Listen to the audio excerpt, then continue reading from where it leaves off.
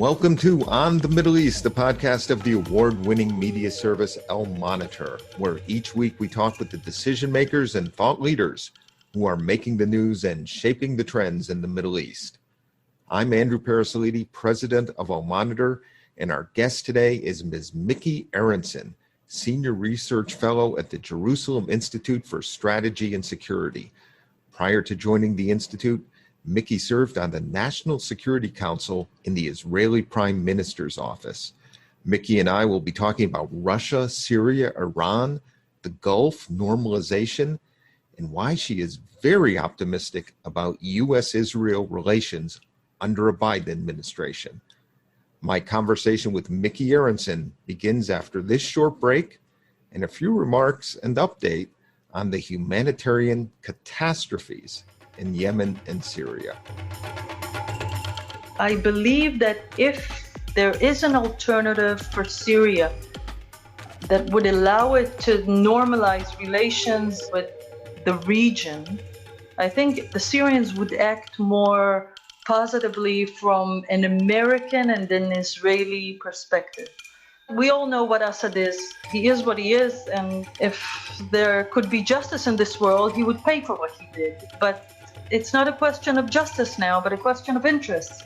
And an Israeli interest is to have Iran as far away from its borders as possible. That was Micky Aharonson, who will be joining us shortly. Now, President-elect Biden has talked about a dark winter facing the U.S. and the world because of COVID-19. Well, this winter is going to be longer and darker for Yemen and Syria, which are both facing imminent and urgent food crises, in addition to the already incalculable costs of the wars in both countries and the spread of COVID-19. Now, let's start with Yemen, which, according to the UN, remains the world's most pressing humanitarian disaster. Yemen faces, quote, catastrophic food insecurity, including the further expansion of widespread famine, according to a recent UN report. More than 230,000 Yemenis have died due to the war, more than half through what the UN calls indirect causes, such as lack of food, lack of health services, and decaying infrastructure. Sanitation and clean water are scarce in Yemen, and only about half of the health facilities there are functioning at all. And those that aren't functioning well, and they often lack the necessary equipment to deal with COVID-19 and many other diseases. 80% of the country's population, over 24 million people, require some form of humanitarian assistance, including more than 12 million children, the UN reports.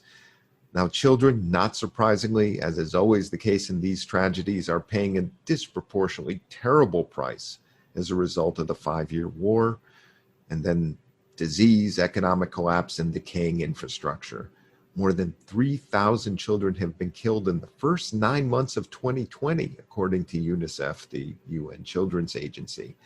Nearly 325,000 children under the age of 5 suffer from severe acute malnutrition, and more than 5 million children face a heightened threat of cholera and severe diarrhea, according to UNICEF. And this is all in addition to the increasing threat from COVID-19. A UN expert panel on Yemen this week called out the warring parties on both sides for effectively starving civilians. The panel called for an end to surreal and absurd, that's the panel's words, human rights violations taking place in the Yemen war, and which continue unchecked and represent potential war crimes. And then there's Syria, which also faces a growing crisis of food insecurity, according to a separate UN report last week. There are about 6.7 million internally displaced Syrians. That's out of a population of about 17 million. Many of the displaced lack proper shelter and live in either damaged buildings, schools, or tents. An estimated 9.3 million Syrians are food insecure, the highest number since the start of the Syrian uprising war almost 10 years ago. El Monitor contributor Sultan Al-Kanj reports this month from Idlib, which is a flashpoint for possible renewed conflict in Syria, that the spread of COVID-19 in opposition-controlled areas of the country has already exceeded the capacity of the health infrastructure there. And now I am really pleased to turn to our conversation with Micky Aharonson, Senior Research Fellow at the Jerusalem Institute for Strategy and Security. Prior to joining the Institute, Micky was Senior Director of the Diplomatic Secretariat at the National Security Council in the Israeli Prime Minister's office. In this role, she was responsible for managing the international relationships of the Prime Minister's National Security Advisor, including with foreign NSC counterparts and diplomats. She regularly prepared policy recommendations for the Prime Minister and the National Security Advisor on regional and international affairs. Micky's research presently focuses on international involvement in the Middle East, including Russia's evolving role in the region, how it impacts Israeli national security, and other regional and global developments. My conversation with Micky Aharonson begins now.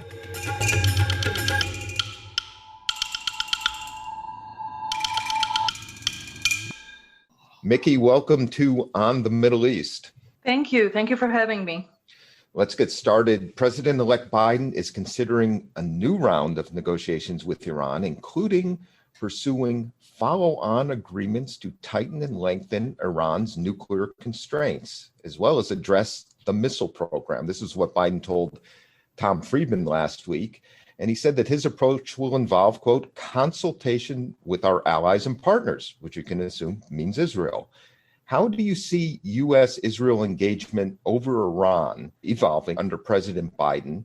And what would be your advice for the next administration in terms of working with the Israeli government to get a better nuclear agreement with Iran? Well, let me state the obvious first. Biden is a longtime friend of Israel. Prime Minister Netanyahu knows him personally for decades, and this would definitely make it, I think, easier to proceed with working together.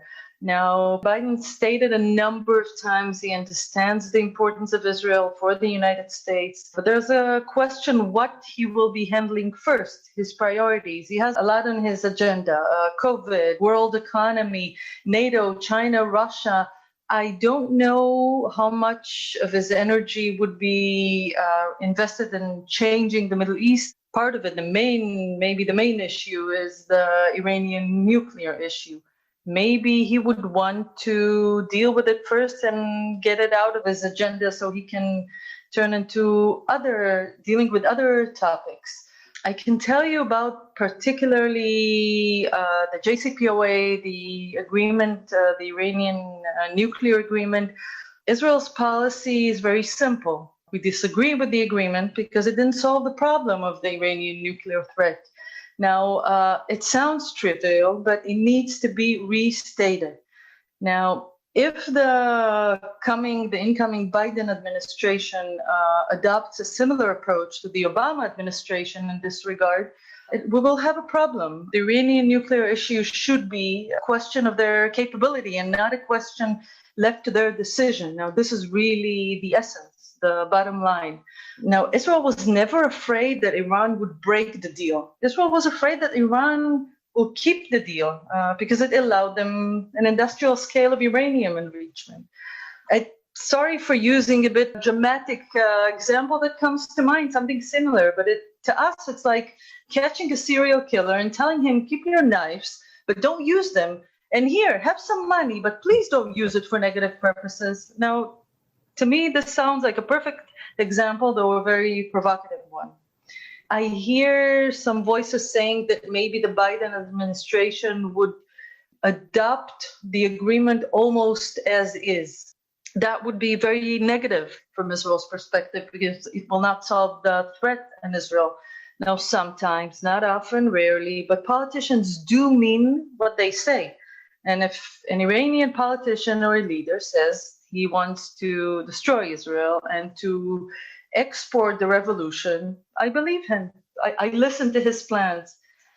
However, to say that those who say that either you have to adopt the JCPOA or turn to war is simply not true, because there is, this is not exactly what you asked me about, but I have to restate it. There is no animosity between the Israeli people and the Iranian people. This is a regime issue, Iranian regime, and that's why it's handled accordingly. Now, you can agree or you can disagree with Trump's administration's policy, but it did put enormous pressure on Iran. And now it's the time to decide how to use it. I keep on being asked, why didn't Israel attack? Why didn't Israel operate militarily against Iran? And I think the obvious answer is because this is not an Israeli problem. This is an international problem. And I think Israel is the first one that would vote for a diplomatic solution, because here it's not a theory. We are the ones who are going to get hurt first if Iran attacks, either directly or through proxies, Hezbollah, and so on.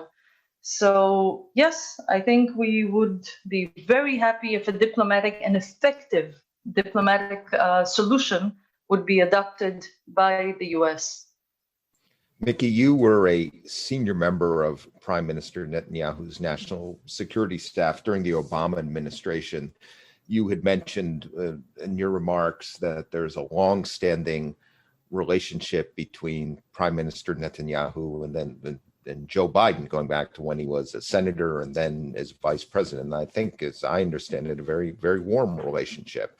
And many familiar faces will return under a Biden administration on the U.S. side, working on Middle East and national security issues. Do you expect any change in relations after Trump? Obviously, Netanyahu and President Trump also had a fantastic relationship. And do you think these potential differences, some of which you laid out, can be worked out as smoothly as U.S.-Israel relations have worked in the past? Do you see any other problems on the horizon? Or are you upbeat and confident in the U.S.-Israel relationship under the next administration?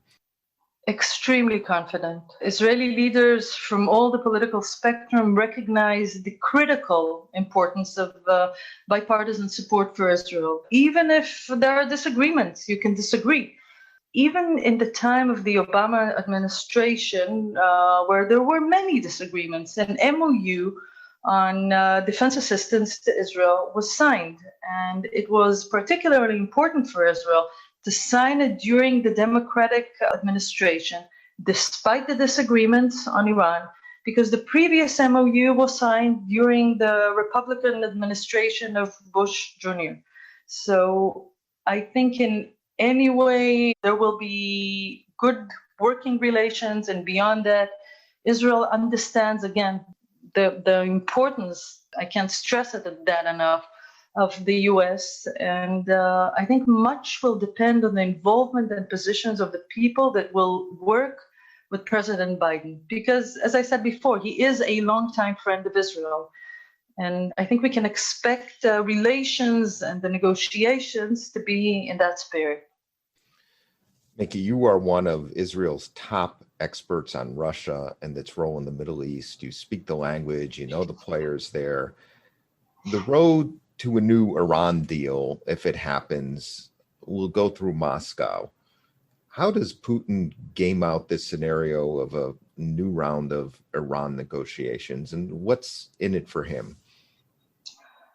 Well, the obvious answer is, of course, that Russia is for the agreement. They came out very strongly against the fact that the US decided to withdraw, and this is almost trivial. However, let me point a few nuances. Russia indeed does not want any war, I believe, that has to do with Iran, disagreements, nuclear, of course. However, it also does not want to be alone in the international arena against the US. President Biden already defined Russia as the central danger for American national security a number of times. So I think Russia has an interest to prevent war and prevent disagreement, but it also has an interest to prevent very comprehensive agreement between Iran and the US and the West, because this way Russia has leverages over Iran. If Iran is isolated, it would be more dependent on Russia. It increases Iranian dependence on Russia, economically, financially, almost in every way. And if Russia plays a major role, actually speaking, dealing with Iran, it also joins a very exclusive club of mediators. Russia is an international mediator vis-a-vis the international community. If direct negotiations between the US and Iran will take part, this will weaken Russia and will be against Russian interest. There's also the issue of precedent. And I think what happens with Iran has great implications on Russia, definitely from a Russian perspective. For example, the international discussion about regime change in Iran, and the potential implications. Russia would not want regime change in Iran because maybe a new regime would not be that friendly towards her, but it would be accommodating towards the US.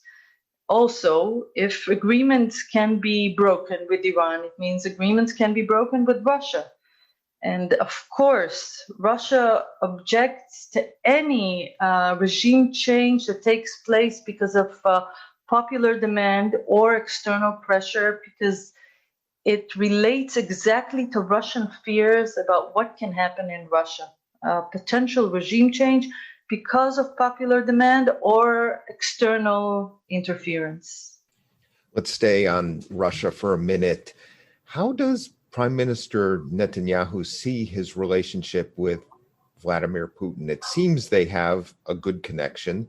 The Russian president has tried for several years, including after the Helsinki summit, to try to broker some type of understanding regarding deployment of Iranian-backed forces away from Israel's border. That's gone nowhere, obviously, and especially as Iran now has these kind of advanced missiles that can reach Israel. And Israel regularly hits Iranian targets in Syria, as far north as Aleppo province, to counter that capability.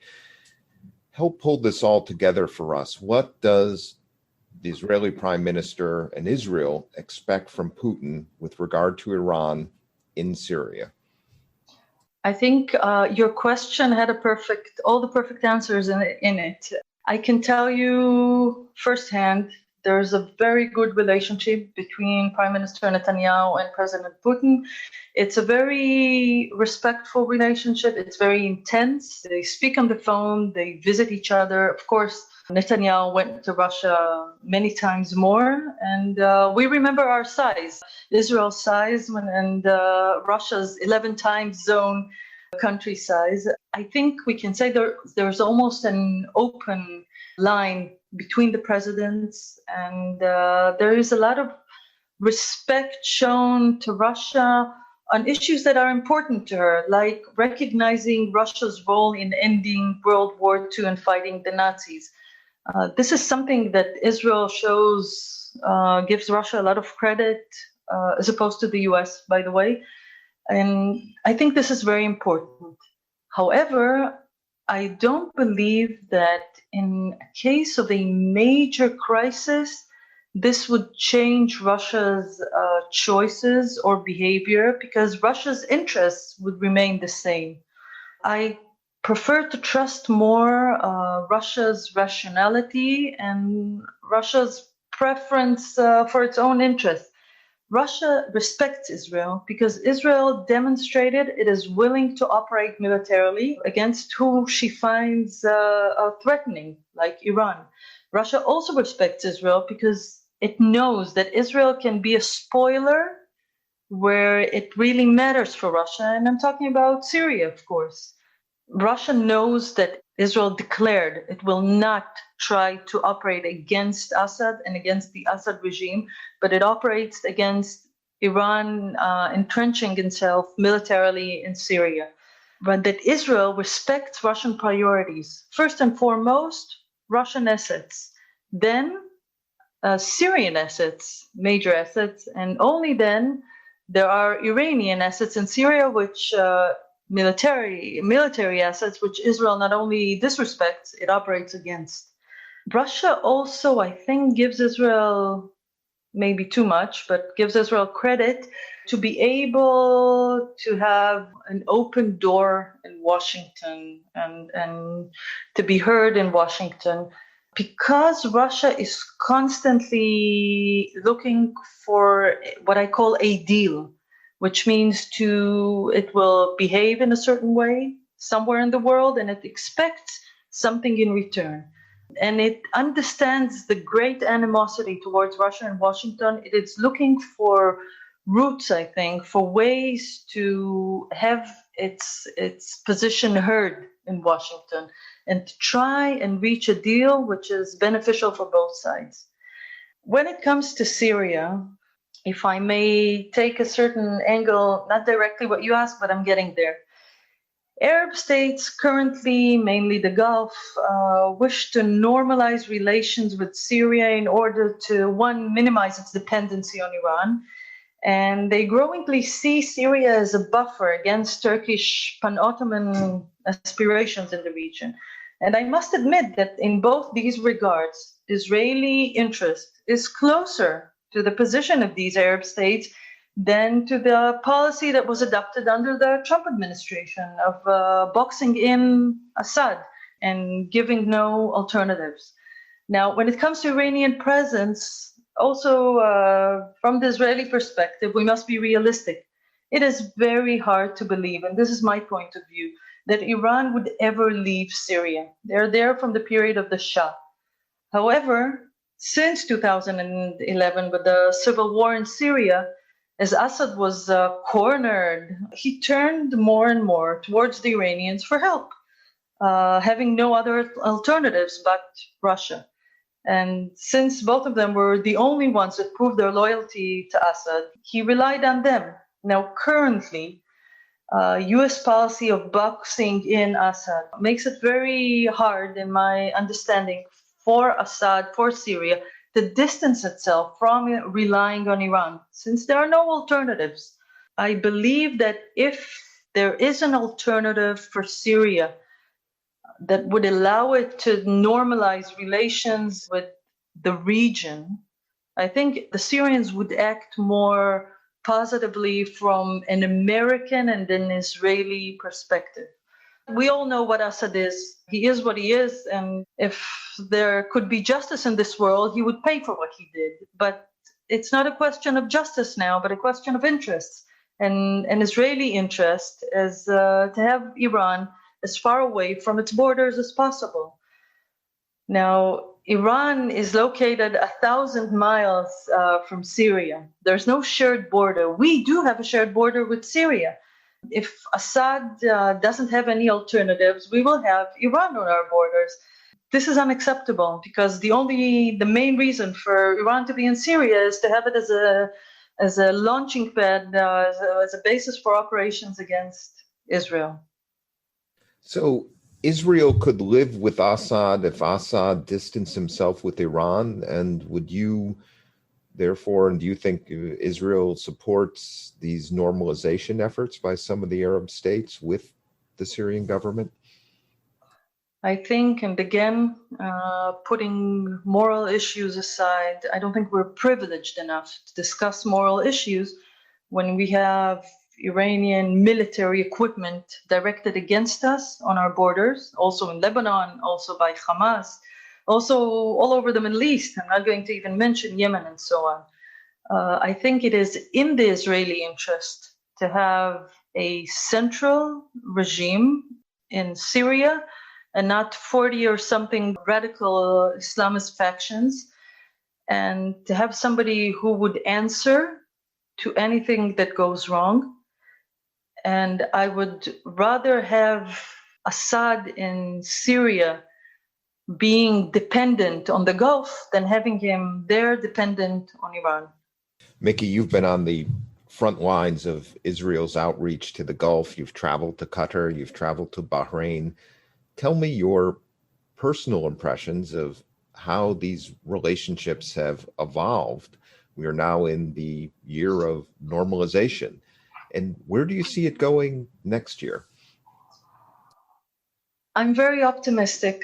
I have to tell you that when I traveled with an Israeli passport before the signing of the accords as a private citizen, not as part of the Israeli government, it was wonderful to reach there and to see for my own eyes that it is ridiculous. This accord, this normalization hasn't been reached a long, long time ago. Now, I can tell you, and again, I'm saying this with a smile and very happy that traveling between Israel and the Gulf is becoming a routine. If not for COVID, we would see, I would risk saying, dozens and more flights a week between Israel and the Gulf. This is wonderful.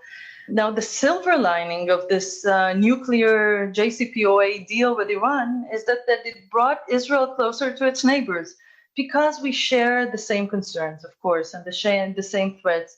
However, it is not only threats, because we also see opportunities. Both sides wish to enjoy each other's potential for bilateral cooperation in economics, in science, in combating together trans-border challenges like epidemia, climate challenges, and so on. And what really stands out that is this is really peace, not only between governments, but also between people. And it seems like very warm peace. And I truly believe that it can develop for the benefit of both sides. And I hope it can expand to more countries. And I know now you're going to ask me about Palestinians, Andrew, so go ahead. You guessed it. You guessed it. Do you think, heading into next year, that a regional Israeli-Palestinian conference is possible? Do you see these steps toward normalization with the UAE, Bahrain, Sudan as steps along the way to such a regional conference? And you saw also the remarks by Saudi Prince Turki Al Faisal at the Manama Dialogue and Foreign Minister Ashkenazi's subsequent statements that Israel is indeed open to negotiations with the Palestinians. Where do you see all of this going? Well, regarding the conference, the idea of a conference is very attractive for the Palestinians because it means the possibility to impose a solution by international pressure on Israel rather than negotiate it without preconditions and bilaterally. In 2016, I think it was the French foreign minister who offered and insisted on a conference and stated in advance that if it fails, France should or would recognize a Palestinian state, thereby giving the perfect incentive for the Palestinians to make sure such a conference would fail. So I hope this would not repeat itself. It's very, very counterproductive. I think it's too soon to tell, but it is quite reasonable to expect pressures from Egypt, from the Emirates, and from Saudi Arabia to hold a regional conference with the participation of Israel and the Palestinian that is meant to renew the process of negotiations, which is very positive. I think this pressure would mean to show the Biden administration that these states the regional states are on the positive side of the issue, and they will also pressure Israel. I expect them to pressure Israel to show some gestures in the sense of negotiations with the Palestinians or any positive steps that in return would be answered by normalization. This would be the trade-off, much like what happened between the Emirates and Israel in regard to suspending annexation. Now, it depends a lot, of course, on the Biden administration priorities. President Obama had an ideological, revolutionary vision, I would say, for the Middle East. I don't know yet about President Biden. He seems to be very pragmatic.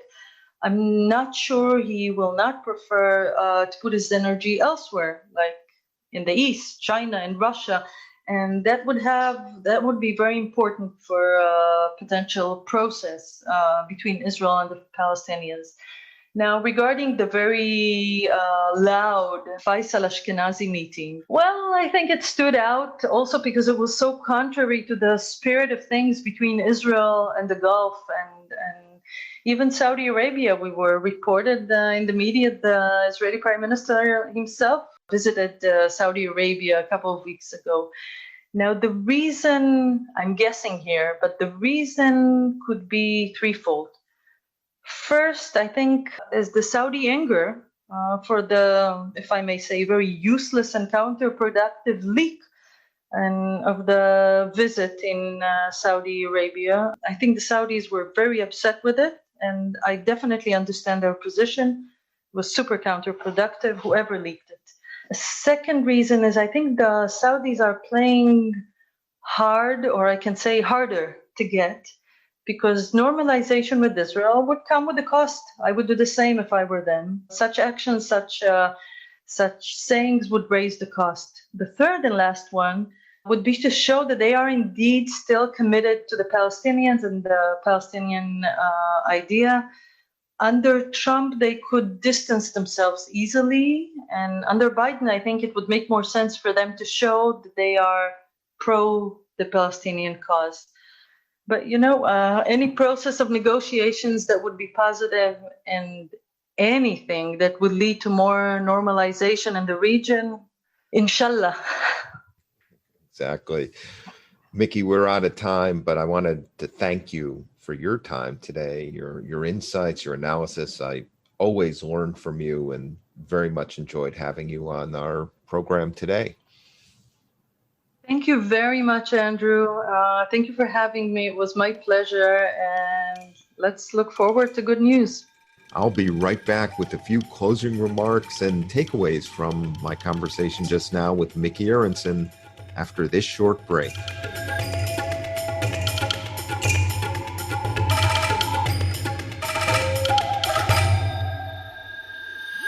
I'm Ben Caspit, Al Monitor veteran columnist reporting from Israel, one of the world's major news and action suppliers of all times, comparing to its tiny size. I've been covering and analyzing the political, diplomatic, and military arenas in Israel for over 34 years. My best-selling biography, The Netanyahu Years, was out 2 years ago. I covered 7 prime ministers, 1 major war, 2 intifadas, 1 prime minister's assassination, 2.5 peace treaties, 4 military operations in Gaza, and it's not letting up anytime soon. I'm glad to invite you to On Israel, our brand new podcast, where we will discuss major events in Israel and its surroundings, talk to decision makers, leaders, and analysts, and try to understand the chaos that comes with the territory of Israel and the Middle East. You will never have a dull moment with us. See you soon here on Israel, Al Monitor.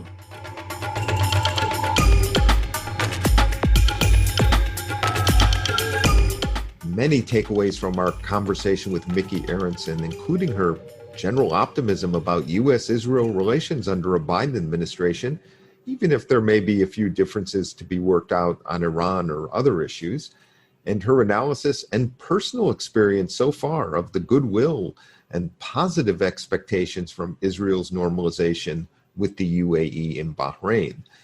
Imagine the commercial and tourist traffic, she noted, if not for the COVID pandemic. I was also taken with Micky's realism about Syria when she said that Israel would prefer a central government beholden to the Gulf and not Iran, even if that central government has Bashar al-Assad at its head, and with no illusions about Assad's brutality. Given Iranian and Iranian-backed forces in Syria on Israel's border, she said that that Israel does not have the luxury of decisions based on morality and justice. It's all about Israel's vital national interests. Thank you all for listening to On the Middle East, and thanks to our production team of Phil Calabro of El Monitor and Beowulf Roshland of Two Square Media Productions. We'll be back next week, and in the meantime, please sign up for this and our other El Monitor podcast on Israel at your favorite podcast platform.